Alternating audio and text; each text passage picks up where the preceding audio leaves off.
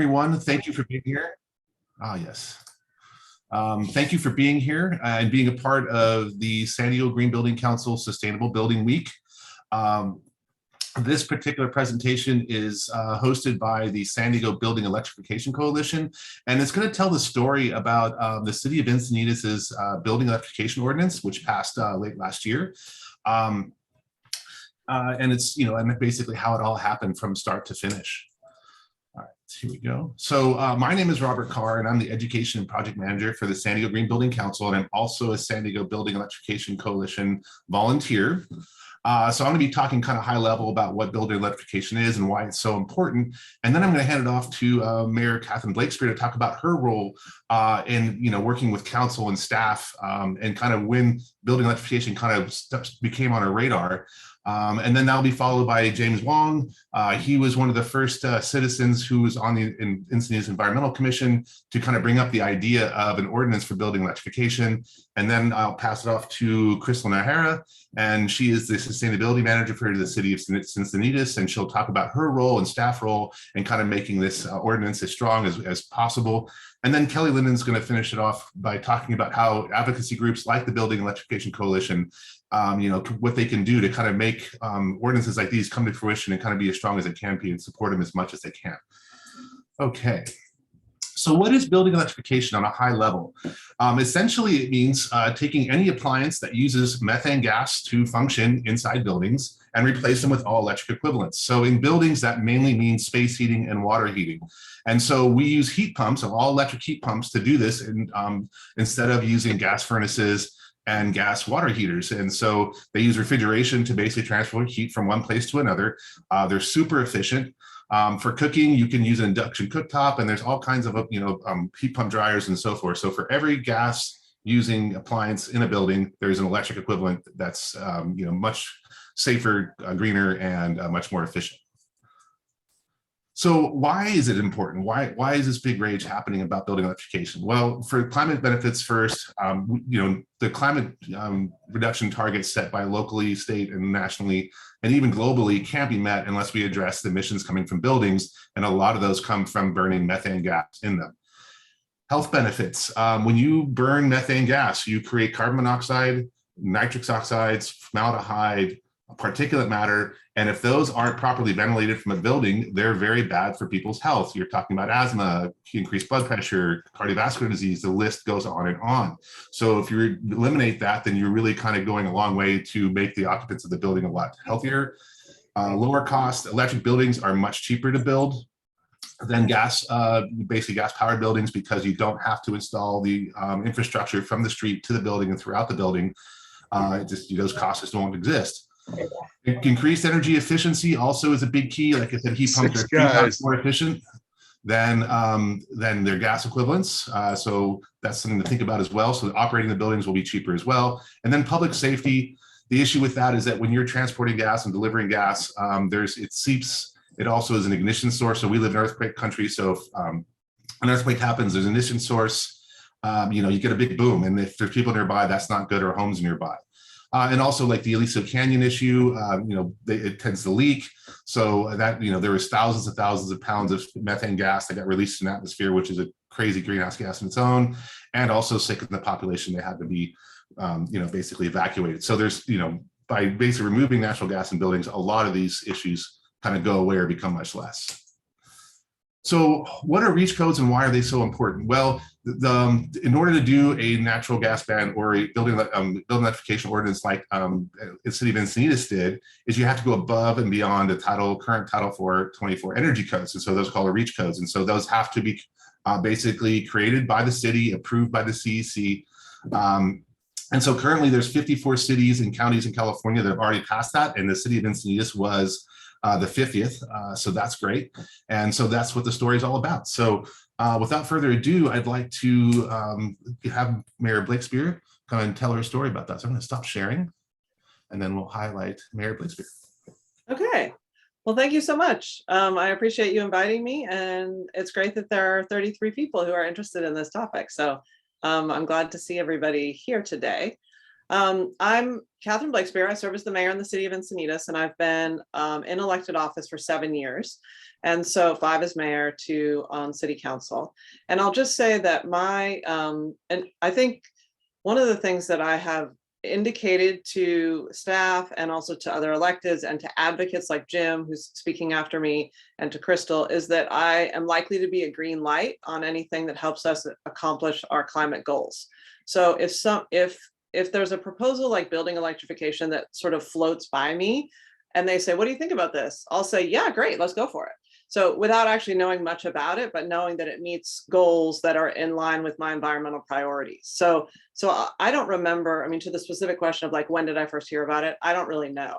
What I know is that I think in general, I have indicated a positive reception to anything that is proposed. And I also recognize the large importance of our climate action plan. So, and Jim was one of the first people who actually like came in when I was first elected and said, you really have to overhaul your climate action plan so that it has measurable goals and accountability and gets you on a path. And I think that is so true, because what we have is a climate action plan that then has things that are supposed to happen in it. And so as an elected, I don't have to drive what is that next thing. It's just, we have a really good professional staff, and then we have advocates on the Environmental Commission, and we have outside advocacy groups that are pushing us forward to be able to meet these goals and to be a leader when it comes to our environmental advocacy. So I think one of the key things for any city is to have a staff member. Like Crystal is a fantastic climate action plan overseer. And part of the reason for that is that she does really good outreach to the advocate community, but she's also very measured in following process and procedure with the city. Because, you know, as a city, we need to reach out to the business community, and we need to make sure that all the different processes hire people who are true believers and like Crystal and really want to fight for this better world and planet, but are also able to work within a city structure really well. And so the building electrification, you know, part of that, the role of advocates in that for me was really strong. So like, for example, Crystal did the outreach to the business community, and what became clear is that the market is already there for building electrification. It's actually not more expensive. So you're not having a financial discussion. You're not saying it's going to cost you more to save the planet, which is amazing. Like as a local, as any elected, to kind of take cost off of the consideration is just a huge burden to be lifted. But so she did this outreach to the business community and had these meetings in public, and came up with a proposal which had some exceptions that were basically requested from the development community. And they included things like exceptions for an ADU, an accessory dwelling unit. And so, you know, what was useful was that the advocates reached out to me, and I had meetings with people who said, hey, you, in this particular part, if you eliminate this exception, you won't have, you'll have this GHG saving, basically reduction in GHG, because this category produces this amount. And then there was a way to talk through like, oh yeah, so an ADU is a freestanding granny flat, which already is going to have electricity because you have to have electricity. So like, why does it have to have gas? You know, why put in stranded infrastructure? And then some of these other things to talk through, like, for example, what about customer preference for like the stovetop, or customer preference for consumer preference for an outdoor fire pit? You know, kind of working through like, is consumer preference for an outdoor fire pit something that should really drive me? And being able to think in advance of like, you know, I don't really care. Like in a way, like you can have a real fire if we want to, but also, and I know that creates emissions, but you know, we don't have to create this stranded infrastructure for gas. If you recognize that if we really want to fight climate change and we're serious about that, we have to wean ourselves off our dependence on gas and oil. So like, why would we put this in our buildings if we don't need to? And so some of those things, I think, for me as a policymaker, needed to be talked through in advance of the meeting. And the advocate community did that. And then, you know, Crystal was able, I always want to make sure that what I am suggesting is actually feasible and possible. So I always go back to the city staff and say, like, will this work? And this happens in the transportation sector too, when you're trying to build bike lanes and stuff. It's like the staff has to actually design the bike lanes. It's not like me that gets to design them. So if you can't design it in the right of way, like it's basically like a dead end, it's not going to be built. So being able to rope Crystal back into that and say, would this work? Like, can we eliminate ADUs? What do you think will be the effect of that, or the fire pit, or whatever? And so that was another kind of part of the iteration. And then, I mean, the last thing I want to say as part of my introduction is just to be honest about the acknowledgement of, we have to be able to center the worker and involve labor when we're fighting climate change, because the reality is they were not involved in Encinitas. And I think that's partly because Encinitas is so small. This is new construction, it's not retrofit. And so it was not important enough to rise to the level of engagement. But I have to say that if you want to make progress at a state level with a big city, with the county, with the city of San Diego, you have to bring labor in beforehand, because you really don't want to have them as like a hard no, because you'll have your climate advocates are progressive people who are also want us to have an economy that serves all people, including people who are working in minimum wage jobs and in construction work and that. And so, you know, to pit the interests against each other, like you end up not being able to make forward environmental progress. And I know this is tough, like this is really a tough thing, but I just have to say it because it wasn't part of the Encinitas story, but it will be part of the story in other cities. And so I want to just acknowledge that. So I think that's, you know, really like my introduction. I mean, it's the combination of great city staff, great advocacy from our environmental commission, people like Jim, and then the advocate community. And the truth is there are a lot of environmental groups and they all have somewhat different interests. So I really appreciated it too, that we had a press conference in front of City Hall, that they highlighted this great work, that they had visuals, that we were able to like really celebrate and champion these things, because it encourages other cities. It also encourages us. It recognizes good work. And there are lots of times when we make really good decisions where like it's not recognized at all. And so in some ways, like to have that feedback loop is really important. And I think it encourages then further action on climate, because it just is an all around win, like again and again and again. So I think that would be, that's my summary. I hope some of you found that interesting or instructive. And I thank you for highlighting this really great thing just with today talking about it. Absolutely. Thank you so much, Mary Blakespear. That's very kind of eye-opening and you know, great to understand kind of how everyone interacts with one another to make something like this happen. So thanks again for speaking with us, and I appreciate it. Yeah. All right, so let me share my screen again, and it's time for James. Where is the? Hold on. I'm looking for Kelly. Do you happen to have the? Hold on, give me 1 second here. While the tech staff is working on the details. Right, I just got, okay, I finally saved it. I somehow got rid of it. All right, so now let's go ahead and introduce James Wang. So as you heard, he was one of the people who actually, you know, kind of brought up the idea of how to, you know, this ordinance and kind of making the climate action plan stronger and so forth. So Jim, go take it away. So first of all, let me say thanks to Mayor Blakespear for your rational decision-making process, your environmental goals and leadership. And let me also say that we certainly use this state senator like you. So as Robert explained, in 2019, I was on the Environmental Commission, either chair or vice chair, I forgot which one. And as you all know, that climate is our #1 environmental issue. So I sought ways that our small city could reduce its carbon impact. So could you go back to the previous slide, please? Right, okay. So the first way was to look at our climate action plan, which at that time was from 2011. We're talking about year 2015 now. And it was a good plan for this day. There's a lot of advances in climate science at that time. So it only had vague and aspirational targets.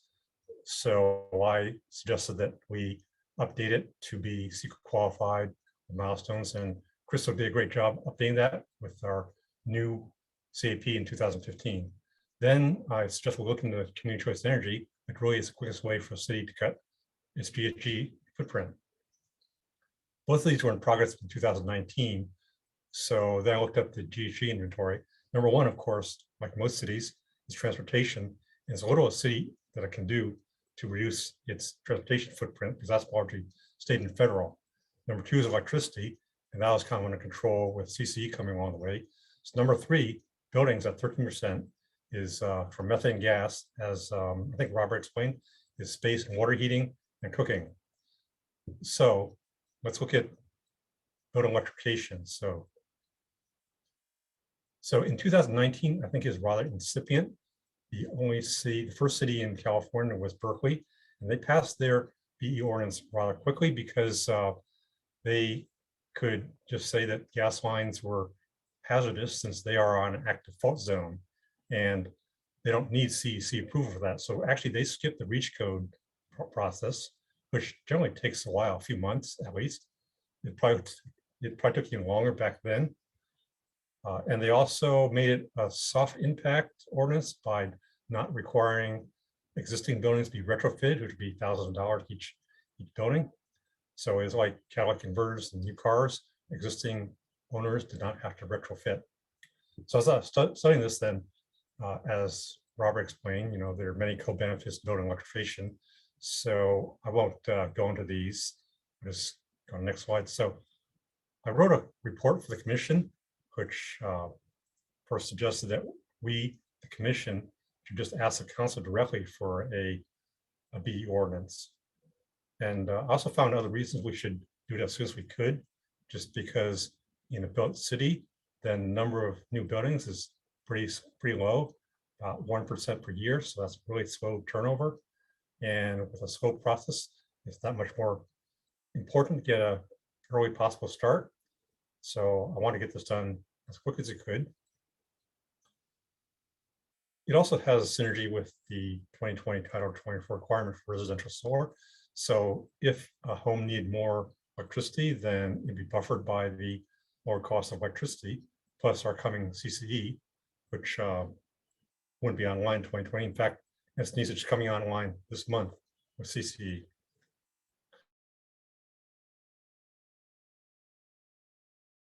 Now, when you consider the impact of methane usage on global warming, you really can't just consider the endpoint leakage problem. You really have to consider the whole life cycle, which for methane includes everything from well point to transit to production to storage, which goes through thousands of miles of pipelines, much of which is actuated, millions of liters of storage, which also I think, as Robert mentioned, you probably remember the 2015 Aliso Canyon leakage disaster, because that was largely due to plumbing from 1950 or 1960 that was never renovated. So if you include leakage, then it's questionable whether the impact of methane is really only 13%, number three, because currently the estimated leakage is 2 to 3%. But if you multiply that by the 85 times global warming potential of methane, then you get a pretty big CO2e of the impact. Again, I was asking for a low impact ordinance, new buildings only, with exceptions as necessary. So I warranted that sorry, let me just go on the next slide. So I presented this report to the commission in November 2019, and our commission usually is a pretty low profile commission that sort of flies on the radar. We don't attract a lot of attention, don't get much audience, no speakers most of the time. But this time we actually did have quite an audience and about 10 speakers, 50-50 for and against. On the against side were restaurants, unions, and of course our ILU, SDG&E. So I thought that if the agenda came up, if the council's agenda came up with a BE ordinance on it, that's likely to attract much more attention and opposition. And our current mayor and council is the most environmental we've ever had, but they still can't completely ignore public opinion. So given that if ordinance came up on the council's agenda and they considered it but could not pass it, I knew that it would be quite likely be years before I can bring it up again. So I thought that a more strategic, maybe more robust tact would be warranted.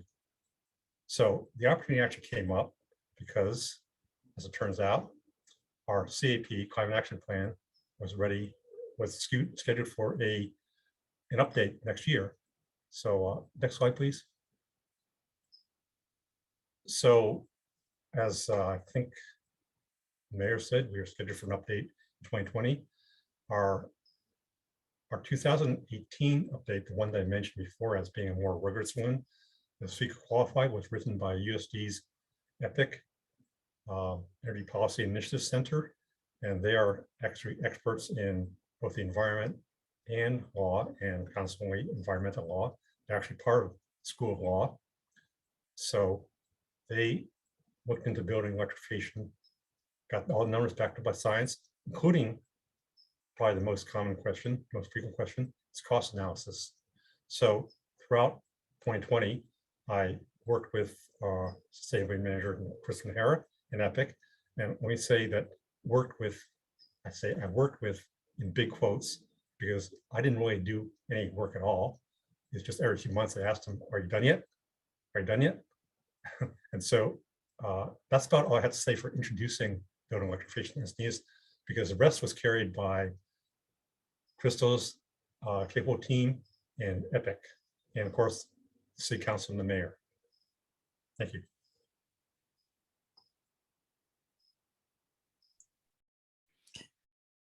Sorry, I'm on mute. So thank you very much, Jim. I was appreciated. Very eye-opening, kind of how it's important to have, you know, citizen advocates like yourself kind of getting this ball going. And next we'll get a talk from Crystal Najera. So let's go ahead and do that. Thank you, Robert. You're welcome. And thank you, James and Mayor Blakespear, for really teeing it up for me, not only in this presentation, but in the process of the development of this ordinance when it happened. It really, truly, the origin of this ordinance did come from Jim and the Environmental Commission and Council's willingness, including the mayor, to support environmental advocacy ideas just like this one. So next slide. So I'll just pick up right where Jim left off and share that Jim's idea of incorporating this idea of building electrification into the Climate Action Plan was a great one. That's exactly what we did.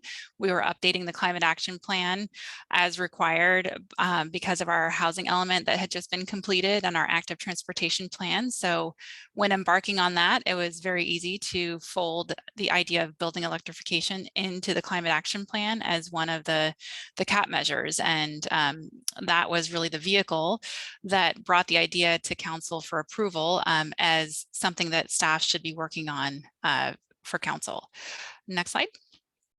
So I'll just step back a bit and share with you the city's climate action plan. Jim touched on it a bit, and I'll share too this pie chart of our emissions inventory that, as Jim said, it's a little over half of our emissions come from transportation, but a big portion of them come from natural gas and electricity, which are from our building stock, our existing building stock, and potentially new coming online as well. So really what we're trying to tackle with building electrification is that natural gas piece of the pie, that 14%. So my tip here is that really, you know, the idea of leveraging existing resources like your climate action plan to usher in this new idea is really a great one. It worked really well for us. It's something that our council was very much behind from the get-go. They very much support the climate action plan and all the measures within it. So it made sense to, you know, add one more in there. And if council agreed, then it's easy for staff to work on something that's supported by them. Next slide. And so this is the full suite of CAP measures that are related to our building stock. So the two highlighted in yellow are the ones that are related to building electrification, or sometimes it's referred to as decarbonization. So these are the two measures that focused on electrification of new buildings, but various other measures were in the climate action plan that also did get folded into what we ended up calling our green building ordinance. So I'll focus here, of course, on building electrification, but our ordinance did really encompass many other requirements as well, everything from energy efficiency to solar PV requirements to EV charging requirements that all go above and beyond Title 24. Next slide. So the next step in the process is to hire consultants. So once we had council support and had folded that direction into our budget in terms of the resources needed to get this work done, we were able to hire that support. So as Jim mentioned, we hired the Energy Policy Initiative Center, who has great expertise in this area. And then we also are currently leaning on support from SDG&E through their Reach Codes support team. And they are tasked with supporting local governments with adopting Reach Codes and implementing Reach Codes. So I'm heavily leaning on their support at the moment. And that is actually a free resource from SDG&E. Next slide. So the next step, as Mayor Catherine Blakespear so eloquently described, was the public input piece. And this was really a big job of staff, is to make sure that we hear from as many as we can from the public that are interested in participating in this input process. You want to jump to the next slide and I'll describe that process. Thank you. So this is my tip number 3, which is to get buy-in from your community. So we held a couple of public workshops, one at the beginning, and then we dove in with a very a 10-person stakeholder group that did even more in-depth analysis of some of the options that we could incorporate into the ordinance. We had environmental commissioners on that group. We had some outside environmental advocates. We had developers there, building owners. As Mayor Blakespear pointed out, we did not have labor or union representatives in the stakeholder group. I think that would have made that group even more well-rounded. But eventually we did come to consensus on a balanced ordinance that all of our participants could agree on. We took that draft to another public workshop and then held a public comment period to get some final input. And then the story continues. If you want to jump to next.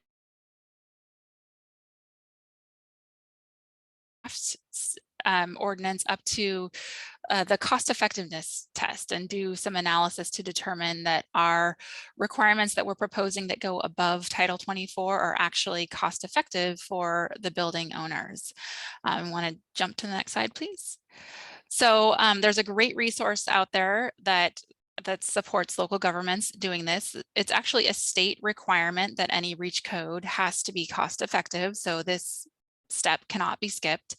But thankfully, there's a lot of resources out there. There's some state money that's been used to do statewide analysis on cost effectiveness studies for potential resources, Reach codes.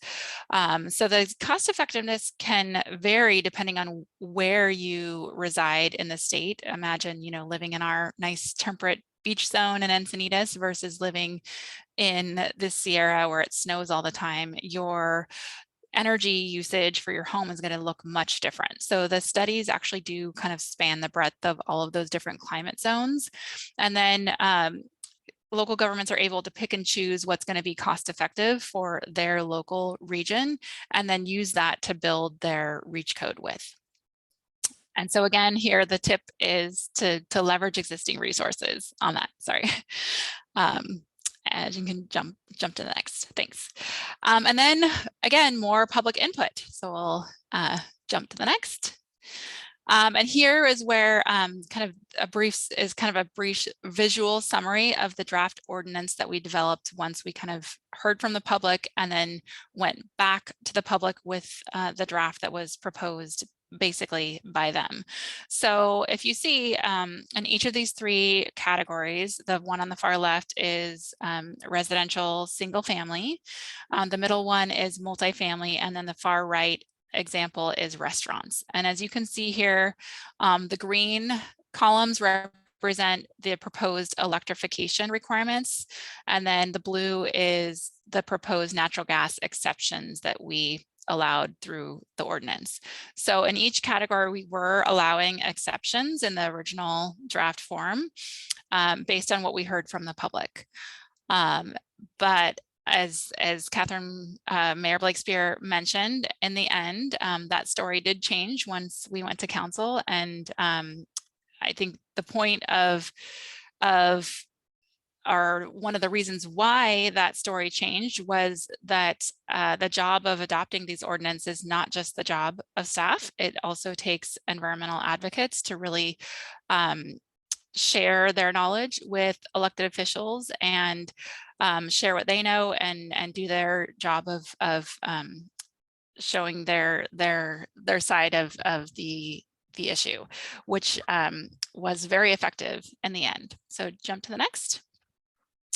So this slide demonstrates the analysis that was done to show how much greenhouse gas emissions would be avoided if we had adopted that draft as it was originally proposed. So it's tough to really get an exact number. It's hard to anticipate how much energy each home or business is going to use. So some of these have a range on them, but the point of this graph is that if you focus in on those highlighted yellow rows, those are BE2 is the residential building electrification requirement, and then BE4 is the commercial electrification requirement. So you can see that both of these really had some significant greenhouse gas emissions that would be avoided if the ordinance were to be adopted. And the ordinance was very much in line with what we had proposed to work on in the climate action plan. So it was nice to see that we were able to, including public input, able to kind of uphold what we had set out to do in the climate action plan. Next slide. So finally, we get to the tail end of the story, and that's when we took the draft to the Environmental Commission. And thankfully, staff received a full support to recommend the draft ordinance to council, and then council adopted the ordinance very soon after that. It did take a little longer than originally anticipated because council did see that we could be even stronger with our ordinance and felt that some of the exceptions that we had incorporated were not necessary, and that it could be just as cost effective. The analysis backed that up, that we could remove some of the exceptions and still adopt an even stronger REACH code. So that happened last October was their adoption. And then now we've moved on to implementation, or I guess what I should say is that we are preparing for implementation still, because the last step in the process is to get California Energy Commission approval of a local REACH code. And we're still waiting for that to happen. So if you want to jump to the next slide, I'll just share with you a little bit of what implementation looks like. We're developing fact sheets and checklists, and we're modifying our permit review and inspection process to make sure that we catch all of the potential development projects that would trigger this requirement. There's a 10-page checklist now that project applicants need to fill out, and this encompasses all of the different requirements that are in the Green Building Ordinance, not just the building electrification, but all the various others as well. It's quite a complicated ordinance, so we'll be doing some training both for staff and for applicants so that they're well informed of what the new requirements are. And then finally, we'll be tracking the compliance to make sure that we are actually implementing what we said we would implement it, and seeing that it is effective, and tweaking or correcting any of those potential issues that we may not foresee at the moment. So again, here I'm going back to tip one and saying that you got to leverage your resources. And again, the SDG&E REACH Codes team has been a huge help with all of this implementation work. They've helped develop the checklists and the fact sheets, and really actually saved the city a lot of money, because we would have had to hire consultants to do all of this work, and we've been able to utilize their free services. Next slide. So as I mentioned, we are still waiting for that CEC approval. We're anticipating that it will happen this month. And then as soon as they approve, that will be our ordinance effective date. And then all new buildings in Encinitas will have to be built all electrically. But we're already thinking ahead as staff and knowing that we need to prep for the next 2022 code cycle. Those new codes are already in place, and the REACH codes to go beyond those requirements need to get started drafting now. Thankfully, I'm already coming up on another climate action plan update that needs to be done. So I'll be kind of using my same tactic as before and leveraging that update and potentially folding in opportunities for more REACH codes in the future to ensure that we keep trying to drive down to lower and lower emissions for the city of Encinitas. And I think that wraps up my section. Yep. Okay. So Kelly, take it away. All right, thank you so much, Crystal, for that. That was again, very clear, discussion about how your role in all this and kind of how you're tying in the stakeholders, the mayor, the city council. So that was awesome. Thank you so much. All right, Kelly, your turn. All right, thank you. Next slide.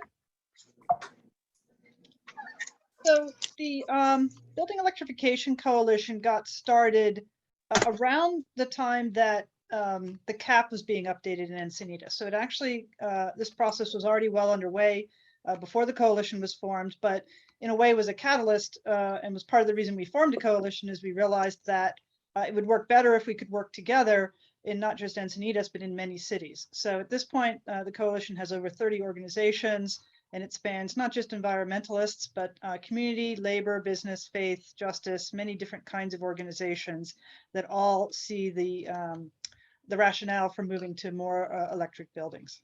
Next. So the coalition did, and the folks who became eventually part of the coalition were involved in a lot of the public workshops that Crystal mentioned. We also were aware of the environmentalist Peter Davis, who was on the Green Building Stakeholder Committee. He was great in terms of bringing issues to bear in that forum. And we actually set up individual meetings with each of the council members and the mayor to walk through kind of our understanding of building electrification, making sure we were all on the same page in terms of understanding where it fits in and why it's important. Next. So as was mentioned, when the draft first came out, it had 5 exceptions. And I would say the first 3 I will call major exceptions, and the last 2 were more minor. And so, there was a lot of concern from an advocacy point of view with these exceptions and how necessary were they really? Were there really technical obstacles, or was it really just sort of preference or habits that people are used to building things certain ways? And so, we did a fair amount of work to kind of gather information around others who've found ways to not need to do these things. And in particular, if you can go 100% electric, avoid all the cost of the gas infrastructure into these new buildings. So next. So what we did is, after that draft came out, is we continued to advocate for a stronger ordinance. While we were supportive that Encinitas was making strides and moving in the right direction, we really felt that it was important to be stronger. And so we did another round of meetings, including with Crystal this time, to just go through them point by point and show that what we had learned about how there are good all electric alternatives for all of them, and of course, avoiding the gas infrastructure.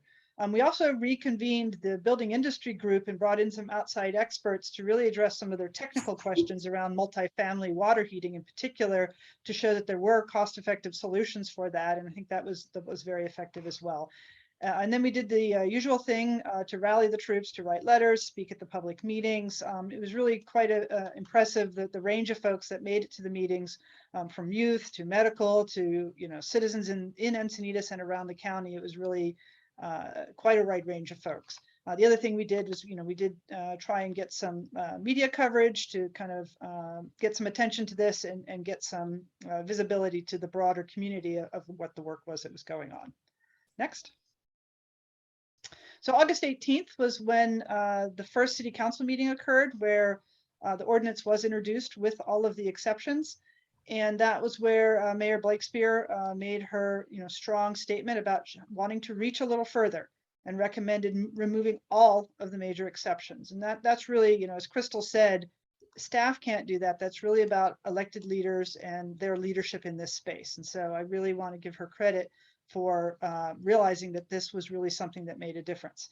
Councilmember Mosca was also super supportive and beyond agreeing with that, recommended that even the minor exceptions be further narrowed and clarified. And by the time the meeting was over, it was a full council unanimous support for the revised ordinance. So a month later, when that revised ordinance came back, it had to go through the process one more time because it was enough change. We did coordinate a press conference. This was right in front of Encinitas City Hall, and had a number of speakers and a number of TV and print media that covered this. And again, trying to get visibility to the good work going on. As was mentioned, while it was 50th in California, it was the first in the San Diego region. And I think it was really important for the state to see that San Diego is on board with this and has folks that see this as being viable and important, and it's not just sort of a Northern California thing. So I think it was really putting a stake in the ground that San Diego really supports this kind of work. Next. So this was the meeting that night after the press conference where it was passed. And again, that was a very good day where, again, everybody was on board and it was unanimously approved. Next.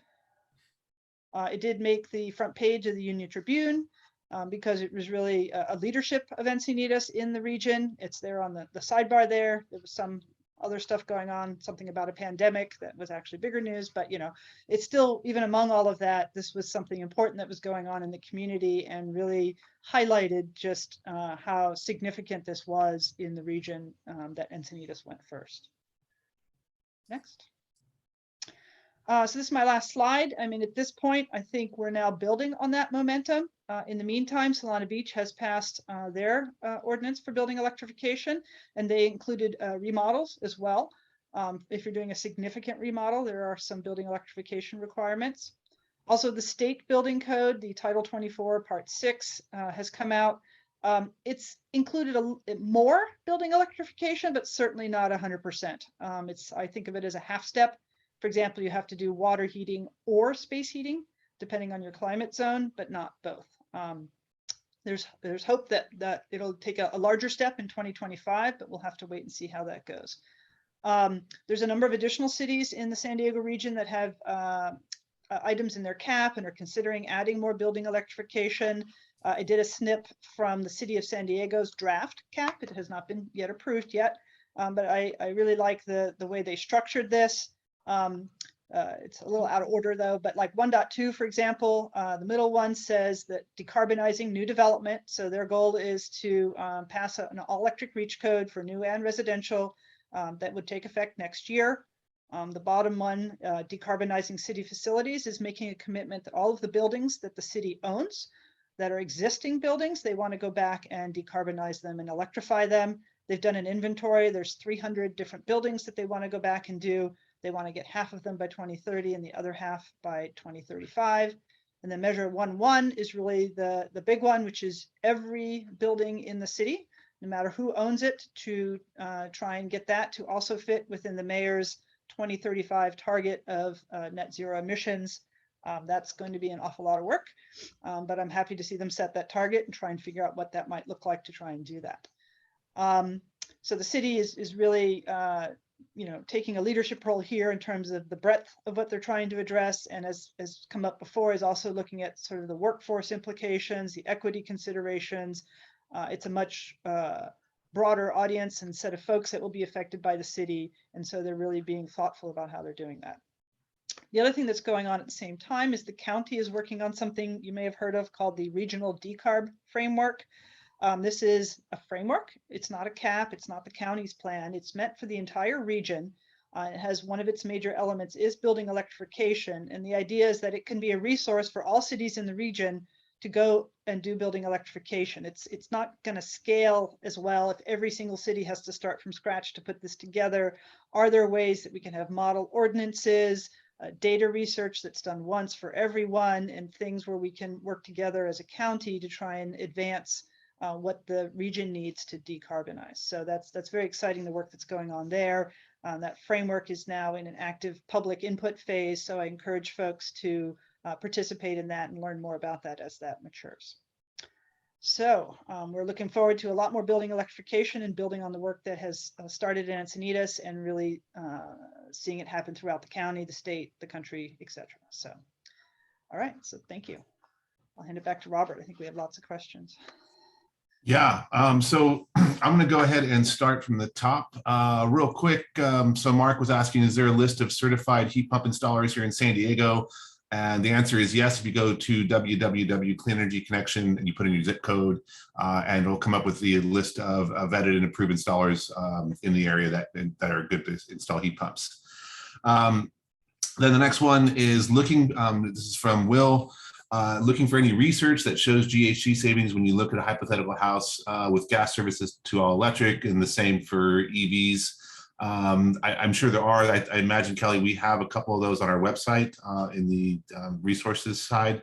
I can't know it specifically. I mean, clearly that depends on where you are, which grid you're hooked up to.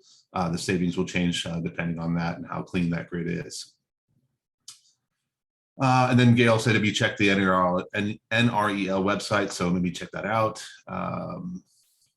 Okay. And then Carl said, question for Ms. Najera. When Encinitas argued cost-effective efficacy, did you highlight the code compliance threshold or efficiency plus PV threshold?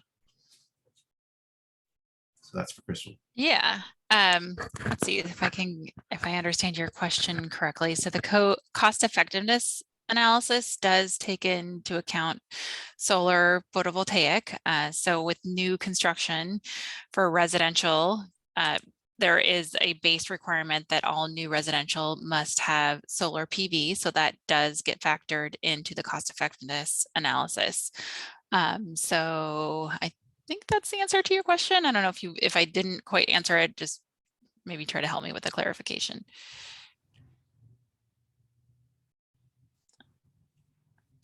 Okay, I'll assume I answered it. And then Corey asked, I think probably talking to Crystal again, has the CEC given an explanation for the delay in the hearing of the ordinance? Not specifically. I've generally been told there was a change in management and they've been very busy. But yeah, it is somewhat of an oddity that it's taken so long for us. Most other cities were adopted pretty much the next 1 or 2 meetings after they adopted it locally. So ours has taken a few months longer, but this time around in April, I see that it's already been posted for the public on their docket on their website. So that's a really good sign, and we should expect that it will be on. Okay, great. And the next one, I think you addressed it, Crystal, but it says, do you anticipate a quick refresh for the 2022 cycle, when the new codes take effect?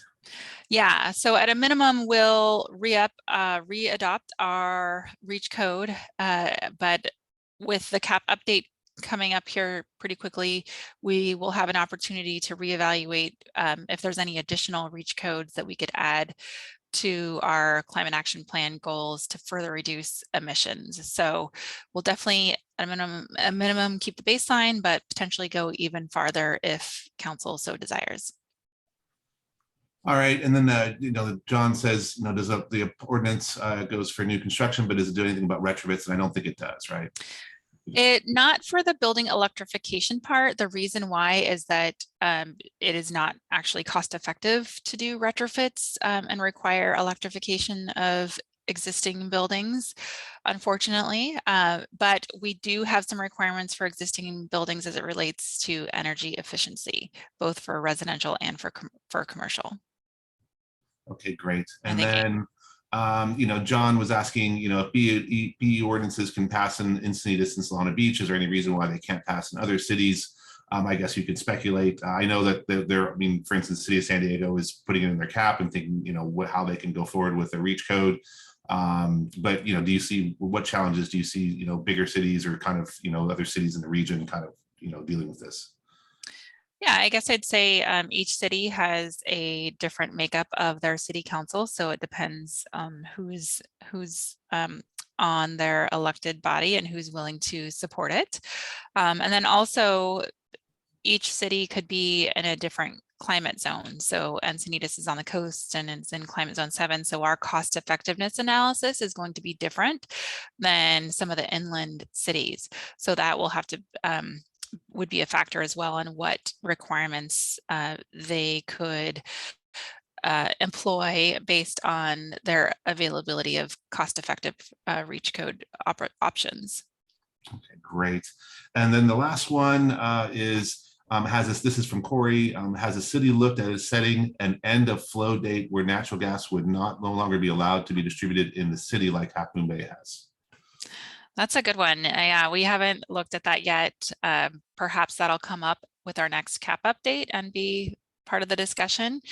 But yeah, I think that's kind of the next kind of type of things that we'll be looking at is what can we do now that we've got the reach code for new construction? What more can we do? And I think that'll be a big part of the conversation moving forward. Great.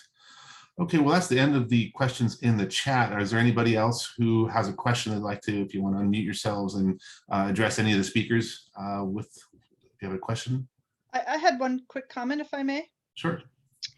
Which is, I do understand Crystal's comment about remodels and cost effectiveness. I think one of the things we're all looking forward to is the new cost effectiveness studies that are just now rolling out for the new building code. I think it'll be that there's some new data that I believe that they've collected that is showing more cases of cost effectiveness for the remodels. So I think that would actually be something I'd recommend that Encinitas take a look at and see if that might make sense. They've also updated the cost effectiveness explorer to do some creative things. I'll just leave it at creative to encourage electrification along with efficiency. And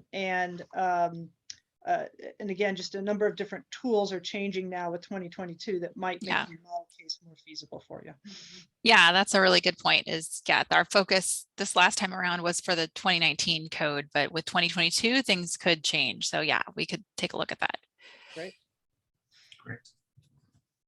I also have a comment about the question comparing a hypothetical house with gas services versus one that's all electric. So our updated CAP, Encinitas CAP, has that comparison as part of our building electrification appendix G, I think it is. So if you look at that, it's probably a available document. I can put the link in the chat, but just look at appendix G, which is the very end of the document, and you see that comparison that you want. Great. Thank you, Jim. Any other questions for our panelists?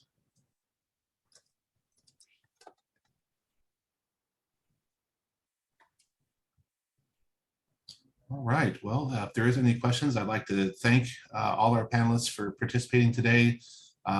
Great insight to what it takes to pass one of these ordinances. And, basically, if, this takes the political will, it takes the public will, it takes staff, it takes everyone working together to make it happen. So very informative. Thank you so much for being there. So,